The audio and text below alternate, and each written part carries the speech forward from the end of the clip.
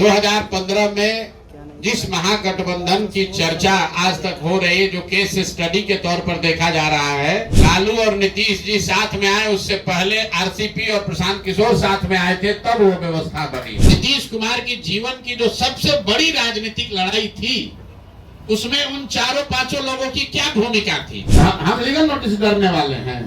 हमने कहा ये वही आदमी है जो कांग्रेस के अध्यक्ष रहते हुए ये हिम्मत नहीं होती थी कि लालू जी के घर जाएं। जब वो मानसिक तौर पर सजग थे, सचेत थे, मजबूत थे, तब उन्होंने आरसीपी सिंह को रखा था, प्रशांत किशोर को रखा था। मुझे कुछ साथियों ने कल बताया कि पत्रकार बंधु कह रहे हैं कि भैया कैंप में आप प्रेस कॉन्फ्रेंस करते हैं, वहाँ गर्मी बहुत लगता है, तो भैया कभी कभी आप लोग भी गर्मी का मजा लीजिए, ताकि बिहार की जनता किस परिस्थिति में रह रही है उसका एहसास आपको पहले से भी है, थोड़ा थोड़ा उसका अनुभव हम लोग को साथ में भी मिलके करना चाहिए।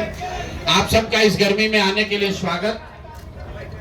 और सबसे पहले दिल से अपने बड़े भाई आरसीपी सिंह साहब का इस व्यवस्था बदलाव के अभियान में जुड़ने के लिए, साथी बनने के लिए इनका हृदय से धन्यवाद कर रहा हूं, इनका आभार व्यक्त कर रहा हूं।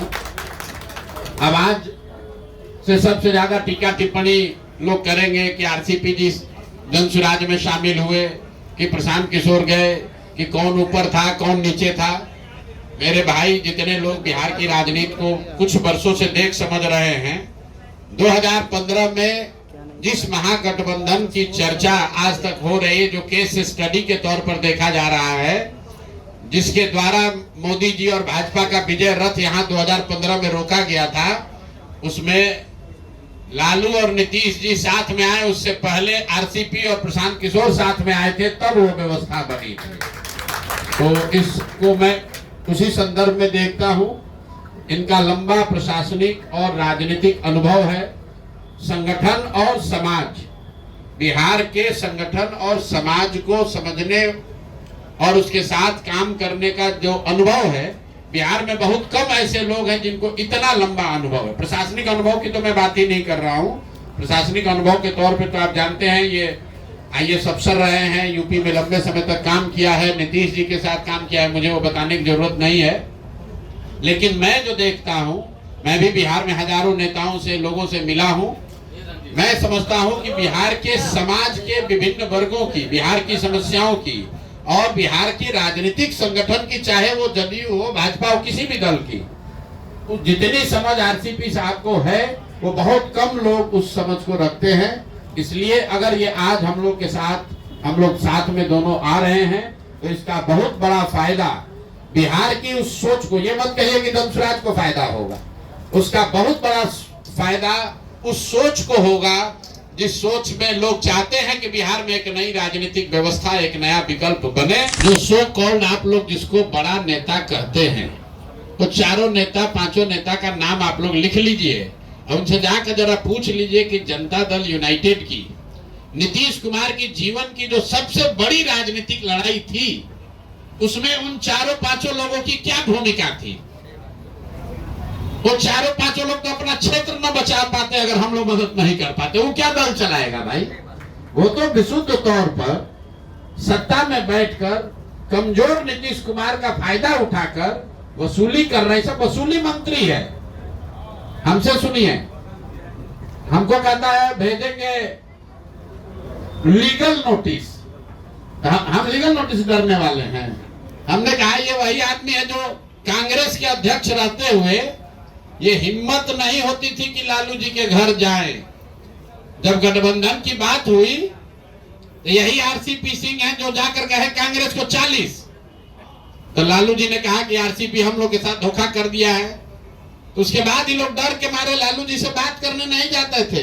तब माननीय सदानंद बाबू जिंदा थे, और मैं कैमरे पर कह रहा हूं, पूछ लीजिए, इनकार वो नहीं कर सकते। किसी पत्रकार ने पूछा भी था तो उन्होंने स्वीकार भी किया।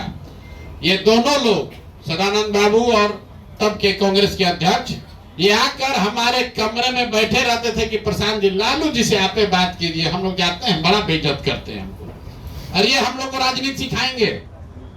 मेरे भाई, बस नीतीश कुमार अगर शारीरिक मानसिक तौर पर आज सचेत रहते, तो इन लोगों की जो स्थिति पहले थी वही स्थिति आज भी रहती। जब वो मानसिक तौर पर सजग थे, सचेत थे, मजबूत थे, तब उन्होंने आरसीपी सिंह को रखा था, प्रशांत किशोर को रखा था।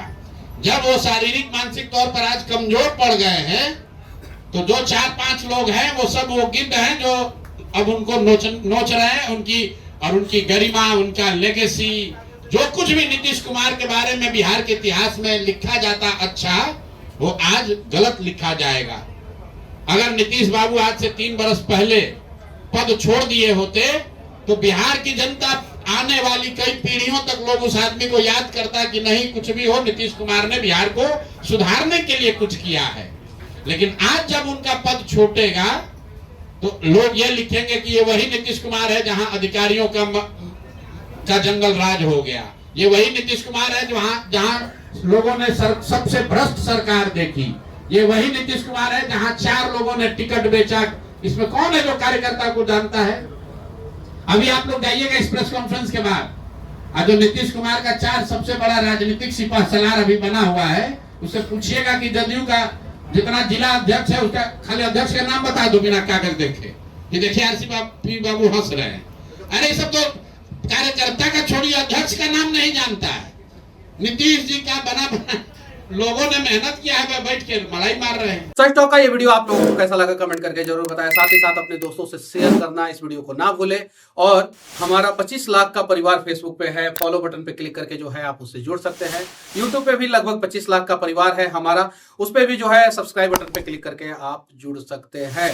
साथ ही साथ इंस्टाग्राम और ट्विटर पे भी जो है आप फॉलो करना ना भूलें, तब जाके जो है आपको वीडियो का नोटिफिकेशन सबसे पहले मिलेगा। जय हिंद।